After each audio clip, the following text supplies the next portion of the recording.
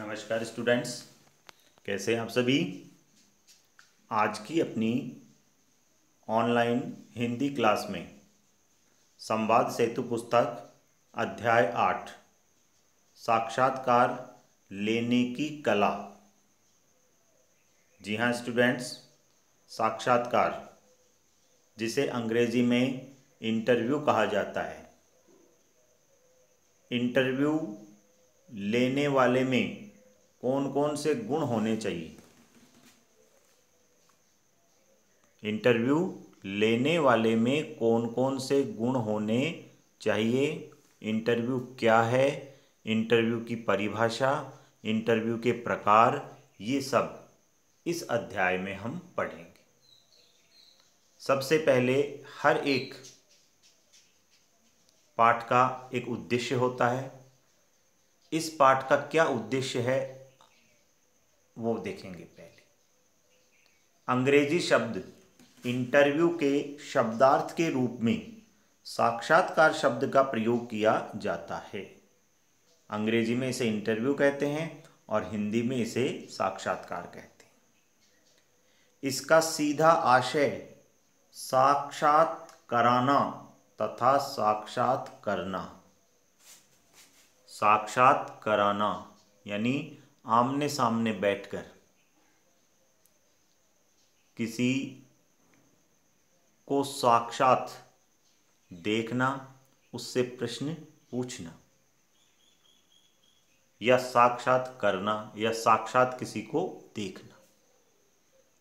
इस तरह यह स्पष्ट है कि साक्षात्कार वह प्रक्रिया है, प्रोसेस है, जो व्यक्ति विशेष को साक्षात करा दे, आमने सामने एकदम। किसी भी क्षेत्र के चर्चित या विशिष्ट उपलब्धि प्राप्त करने वाले व्यक्ति के संपूर्ण व्यक्तित्व और कृतित्व की जानकारी जिस विधि के द्वारा प्राप्त की जाती है उसे साक्षात्कार कहते हैं। देखिए, इसकी परिभाषा आगे पढ़ेंगे, लेकिन यदि सरल परिभाषा देखी जाए तो सरल परिभाषा होगी कि किसी भी क्षेत्र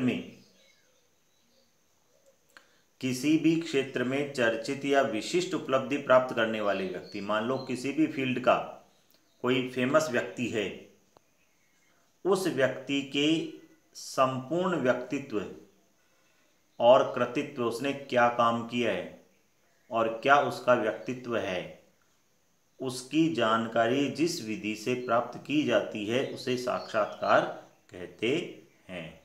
ये यहाँ तक, ये इसकी एक सरल परिभाषा हो जाती है। ठीक है, आगे देखिए। साक्षात्कार अभिव्यक्ति का सशक्त माध्यम है। अभिव्यक्ति कहते हैं अपने विचारों को प्रकट करना।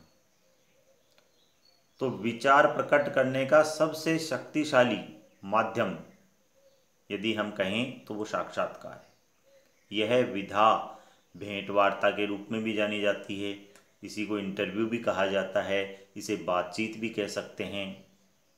जहाँ साहित्य के क्षेत्र में एक रचनाकार के जीवन, उसका रचना कर्म, विचारों को समझने का ये एक प्रामाणिक माध्यम साक्षात्कार है, तो प्रिंट और इलेक्ट्रॉनिक मीडिया की विश्वसनीयता के आधार साक्षात्कार है।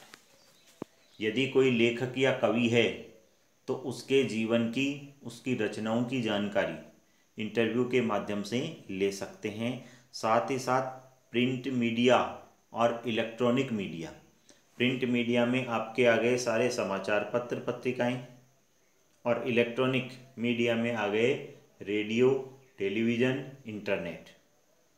तो आज प्रिंट और इलेक्ट्रॉनिक मीडिया की विश्वसनीयता का आधार ही साक्षात्कार है। ठीक है, अब आइए हम अपने मूल पाठ में आते हैं। साक्षात्कार क्या है? साक्षात्कार को जानने समझने के लिए हमें दूसरों के विषय में सब कुछ जानने की मानवीय जिज्ञासा की प्रवृत्ति को समझना होगा। मानव का मन जिज्ञासु प्रवृत्ति का होता है, यानी सामने वाले से वह कुछ जानना चाहता है। इंसान दूसरों के बारे में विशेषकर चर्चित, प्रसिद्ध, अप्रसिद्ध लोगों के बारे में बहुत कुछ जानना चाहता है। और एक मानव की ये प्रवृत्ति है कि वह विशेषकर चर्चित व्यक्ति, कोई प्रसिद्ध व्यक्ति या अप्रसिद्ध व्यक्ति, हर व्यक्ति के विषय में जानने की चाह होती है, जिज्ञासा होती है। वह अपने विषय में या अपने विचार दूसरों को बताने का इच्छुक भी रहता है।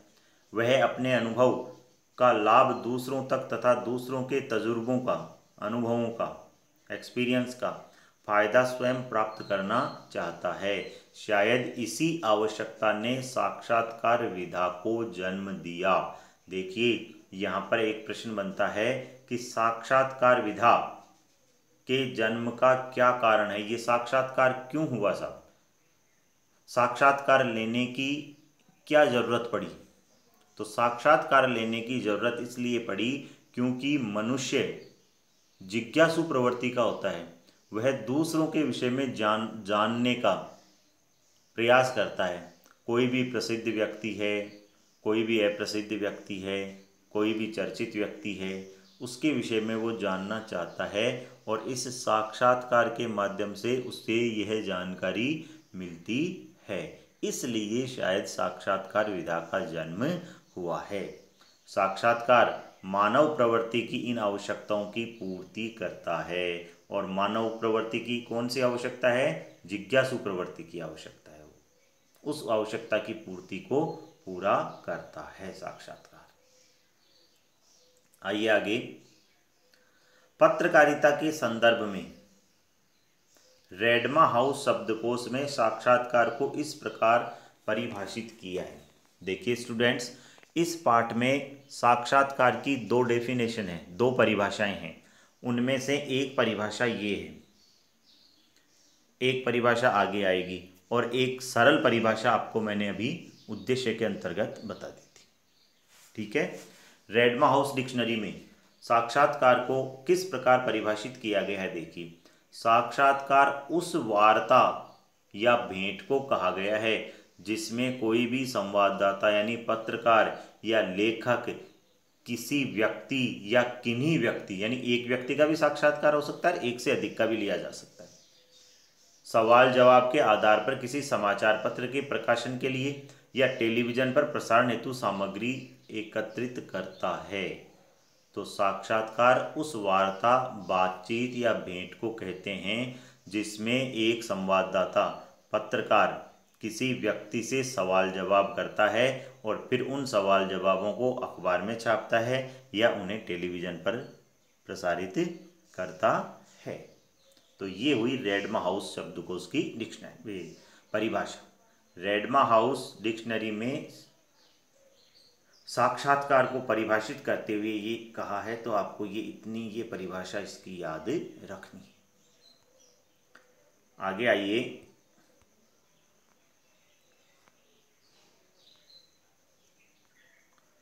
पत्रकारिता में जो साक्षात्कार हो रहा है उसमें कन्हैयालाल मिश्र प्रभाकर का यह कथन एकदम उपयुक्त है। और दूसरी जो परिभाषा है वो परिभाषा है कन्हैयालाल मिश्र प्रभाकर की, ये वाली परिभाषा। कन्हैयालाल मिश्र प्रभाकर का नाम सुनते आपको शायद कुछ याद आया। गद्य भाग में, सृजन पुस्तक के गद्य भाग में एक पाठ पढ़ा था, आखिरी पाठ, मैं और मैं, और उसके लेखक कौन थे? कन्हैयालाल मिश्र प्रभाकर। ये वही प्रभाकर जी। तो कन्हैयालाल मिश्र प्रभाकर ने क्या कहा है? मैंने इंटरव्यू के लिए वर्षों पहले एक शब्द रचा था, अंतरव्यू। अंतरव्यू। मेरा भाव यह है कि इंटरव्यू के द्वारा हम सामने वाले के अंतर यानी मन में एक व्यू रचना करते हैं, एक स्ट्रेटजी पैदा करते हैं। मतलब यह है कि दूसरा उसे बचा न सके, यानी हम जो प्रश्न पूछना चाहते हैं अगला उन प्रश्नों से बच नहीं सके जो हम उससे पाना चाहते हैं। यह एक तरह का युद्ध है और इंटरव्यू हमारी रणनीति, स्ट्रेटजी या व्यू रचना होती है।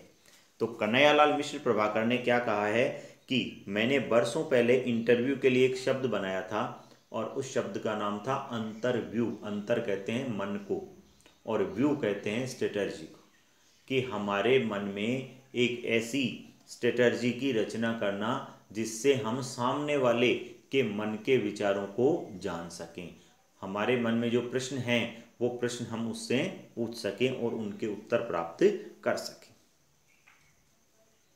जिस प्रकार युद्ध में रणनीति काम आती है, उसी प्रकार इंटरव्यू में भी एक रणनीति के तहत सामने वाले से प्रश्न किए जाते हैं। आज पत्रकारिता की दुनिया में सामने वाले से कुछ निकलवाने के लिए रणनीति, टकराहट तथा गला काट प्रतिस्पर्धा चल रही है। गला काट प्रतिस्पर्धा। आप लोग टेलीविज़न देखते हैं, टेलीविज़न में बहुत सारे न्यूज़ चैनल हैं। हर एक न्यूज़ चैनल अपने आप को श्रेष्ठ साबित करने के लिए तरह तरह के हथकंडे अपनाते हैं और उसी को गला काट प्रतियोगिता कहते हैं। यानी चाहे किसी का गला काटना पड़े, लेकिन हम आगे रहेंगे, हम ऊपर रहेंगे। यही हालात आज टेलीविज़न या समाचार पत्रों की हो रही है, जिसमें सामयिक घटनाओं के प्रति संबंधित व्यक्तियों के सनसनी फैलाने वाले शब्द साक्षात्कार के माध्यम से सामने आते हैं और वही समाचारों में सुर्खियां बन जाते हैं। तो टेलीविज़न वाले क्या करते हैं, प्रसिद्ध व्यक्तियों के जो कथन हैं उन्हीं कथनों को आधार बनाकर सनसनी फैलाते हैं। अभी आप देख रहे हैं पिछले कुछ दिनों से सुशांत सिंह ने जो सुसाइड किया था, उसी पर बहस चल रही है न्यूज़ चैनल पर कि वो सुसाइड था या वो मर्डर था। कभी किसका नाम उछल रहा है, कभी किसी का नाम उछल रहा है, कभी किसी का नाम उछल रहा है और टेलीविज़न पर घंटों इस विषय के ऊपर बहस होती है। दूसरा चैनल भी उस पर बहस कराता है, तीसरा भी बहस कराता है और हर चैनल ये चाहता है कि ज़्यादा से ज़्यादा दर्शक हमारे चैनल को देखें। इसके लिए वो तरह तरह के हथकंडे अपनाते हैं। इसी को गला काट प्रतियोगिता कहते हैं कि चाहे गला कट जाए अगले का, लेकिन हमें श्रेष्ठ रहना है। आगे देखिए, साक्षात्कार के प्रकार। तो देखो स्टूडेंट्स, साक्षात्कार क्या है वो हमने पढ़ लिया, उसका क्या उद्देश्य है वो हमने पढ़ लिया, उसकी परिभाषाएं दो, एक तो रेडमाउस शब्दकोश की और एक कन्हैयालाल मिश्र प्रभाकर की। अब आओ साक्षात्कार के प्रकार। साक्षात्कार के कितने प्रकार होते हैं? मौलिक या मूल रूप से साक्षात्कार दो प्रकार के होते हैं। पहला तो प्रतियोगी परीक्षाओं या नौकरी के लिए, कोई कंपटीशन एग्जाम है उसके लिए या कोई नौकरी सर्विस के लिए इंटरव्यू होता है। और दूसरे वे साक्षात्कार जो टीवी या समाचार पत्रों के लिए रिपोर्टर या संपादक लेता है, इन्हें माध्यमोपयोगी साक्षात्कार कहते हैं। तो अब आए आपके सामने दो प्रकार। पहला है प्रतियोगी परीक्षाओं या नौकरी के लिए और दूसरा है माध्यमोपयोगी, यानी माध्यमों के लिए उपयोगी। माध्यम कौन से? प्रिंट माध्यम, इलेक्ट्रॉनिक माध्यम, ठीक है, उनके लिए। तो साक्षात्कार के प्रकार हुए दो। पहला तो प्रतियोगी परीक्षाओं के लिए या नौकरी के लिए साक्षात्कार, और दूसरा जो है वो है माध्यम उपयोगी, यानी प्रिंट के लिए, अखबार के लिए, पत्रिकाओं के लिए, रेडियो और टेलीविज़न जिसे इलेक्ट्रॉनिक माध्यम कहते हैं, उन माध्यमों के लिए। अब आओ इनमें क्या अंतर है दोनों में। प्रतियोगितात्मक साक्षात्कार माध्यम उपयोगी साक्षात्कार से अलग होते हैं। इसका आयोजन सरकारी या निजी प्रतिष्ठानों में नौकरी से पहले सेवायोजक के द्वारा उचित अभ्यर्थी के चयन के लिए किया जाता है। ये अंतर है, ये प्रतियोगितात्मक और माध्यमोपयोगी साक्षात्कार में अंतर है साहब। प्रतियोगितात्मक साक्षात्कार होते हैं वो माध्यमोपयोगी से अलग होते हैं और इसका उद्देश्य होता है सरकारी या प्राइवेट नौकरी से पहले जो नौकरी करने वाला है, जो नौकरी देने वाला है उसके द्वारा उचित अभ्यर्थी यानी कैंडिडेट का चयन करना। और प्रतियोगी परीक्षाओं के लिए जो साक्षात्कार होते हैं उसमें सरकारी नौकरी या प्राइवेट कंपनी में नौकरी देने से पहले जो नौकरी देने वाला है वो बहुत से लोगों में से जो उचित कैंडिडेट हैं उनका चुनाव करता है। मान लीजिए 100 लोगों को बुला लिया और लेना 5 को है, तो उन 100 का इंटरव्यू लिया जाता है, उनमें जो बेस्ट 5 होते हैं, टॉप 5 होते हैं, उनको ले लिया जाता है। जबकि माध्यमोपयोगी साक्षात्कार जन संचार माध्यमों के द्वारा जन सामान्य तक पहुंचाए जाते हैं। जबकि रेडियो, टेलीविज़न या अखबार के लिए जो साक्षात्कार लिए जाते हैं वो लोगों तक पहुंचाए जाते हैं। यानी कोई भी प्रसिद्ध व्यक्ति है, उसने जीवन में कैसे संघर्ष किया है, कैसे सफलता प्राप्त की है, तो उसका इंटरव्यू लेते हैं, फिर इसको अखबार में छापते हैं और फिर लोग उसको पढ़ते हैं और पढ़ने के बाद लोग उससे प्रेरणा लेते हैं। ठीक है। जन माध्यम की प्रकृति के आधार पर साक्षात्कार भी भिन्न प्रकार से आयोजित किए जाते हैं। जिस प्रकार लोगों की प्रकृति एक जैसी नहीं होती है, उसी प्रकार साक्षात्कार भी एक जैसे नहीं होते हैं, अलग अलग प्रकार से लिए जाते हैं। इनके सैद्धांतिक और व्यवहारिक पक्ष में अंतर होता है, जिसकी संपूर्ण और स्पष्ट जानकारी का होना साक्षात्कार दाता और कर्ता दोनों के लिए आवश्यक है। देखो, एक तो होता है साक्षात्कार दाता यानी साक्षात्कार देने वाला, और एक होता है साक्षात्कार लेने वाला। तो अब दोनों के लिए कुछ बातें जरूरी है, साक्षात्कार देने वाले के लिए भी, साक्षात्कार लेने वाले के लिए। माध्यम के अनुसार ही कर्ता और दाता, कर्ता साक्षात्कार करने वाला और दाता साक्षात्कार देने वाला, अपनी तैयारी करते हैं और फलस्वरूप साक्षात्कार की सफलता सुनिश्चित की जाती है। फिलहाल हम इस अध्याय में जन माध्यमों वाले साक्षात्कार की ही चर्चा करेंगे। जन माध्यम कौन से? अखबार, रेडियो, टेलीविज़न, इंटरनेट। जन माध्यमों के आधार पर साक्षात्कार दो प्रकार से होता है। पहला प्रिंट मीडिया के लिए साक्षात्कार और दूसरा इलेक्ट्रॉनिक मीडिया के लिए साक्षात्कार।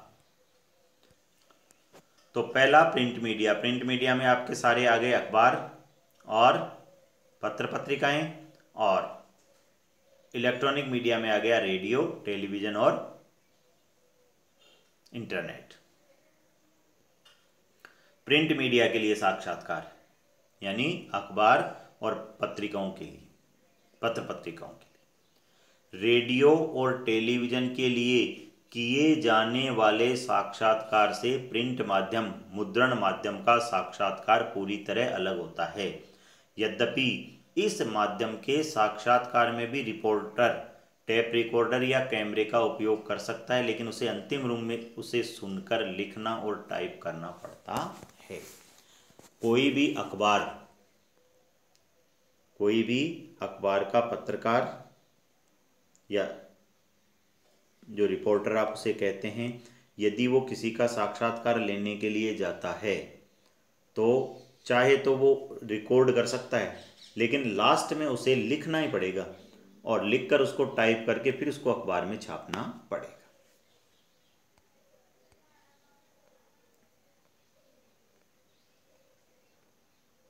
प्रिंट माध्यम के लिए किए जाने वाले साक्षात्कार में दाता और कर्ता के हाव भाव, शारीरिक गतिविधियां और वेशभूषा का कोई महत्व नहीं है। अब देखिए, यदि अखबार के लिए कोई साक्षात्कार लेने, देखो ज़्यादा जोर देना लेने वाले पर, इस पर लेने वाले पर ज़्यादा। प्रिंट मीडिया के लिए किए जाने वाले साक्षात्कार में दाता और कर्ता यानी लेने वाला और देने वाला दोनों के जो शरीर के हाव भाव हैं, एक्सप्रेशंस हैं और शारीरिक गतियां हैं, वेशभूषा का कोई महत्व नहीं है। चाहे उसने कैसे भी कपड़े क्यों ना पहने हो, अखबार में तो कपड़े तो दिखते नहीं हैं, वो तो छापा जाता है, लिखा जाता है, इसलिए इनका महत्व नहीं होता है। इस माध्यम के साक्षात्कार में सुधार करने की भी पूरी संभावना है। मान लो लेने वाले या देने वाले ने कुछ अशुद्ध बोल दिया तो टाइप करते समय हम उसमें सुधार कर सकते हैं, क्योंकि यह साक्षात्कार दर्शकों या श्रोताओं की तरह तुरंत या उसी रूप में पाठकों को प्रस्तुत नहीं किया जाता है। उसमें सुधार किया जाता है, उसको टाइप किया जाता है, उसको 2 बार पढ़ा जाता है, फिर उसको अखबार में छापा जाता है, तो इसमें सुधार की गुंजाइश है। साक्षात्कार आयोजन के बाद संपादक अपनी कुशलता से साक्षात्कार की प्रभावपूर्ण प्रस्तुति प्रदान करता है और साक्षात्कार लेने के बाद में आराम से उसे टाइप किया जाता है, उसको पढ़ा जाता है और उसका अच्छा सा प्रेजेंटेशन जो है वो अखबार में दे सकता है। प्रिंट मीडिया के साक्षात्कार में भाषा सरल या विषयानुसार क्लिष्ट भी हो सकती है। भाषा सरल भी हो सकती है और कठिन भी हो सकती है। तो एक एक चीज़ याद रखना आप, प्रिंट मीडिया के लिए साक्षात्कार लेने वाला टेप में रिकॉर्ड भी कर सकता है, ठीक है, और इसमें शारीरिक गतिविधियां, हाव भाव, वेशभूषा का कोई महत्व नहीं होता है। तीसरी चीज है कि इसमें सुधार की गुंजाइश है, करेक्शन हो सकता है, ठीक है।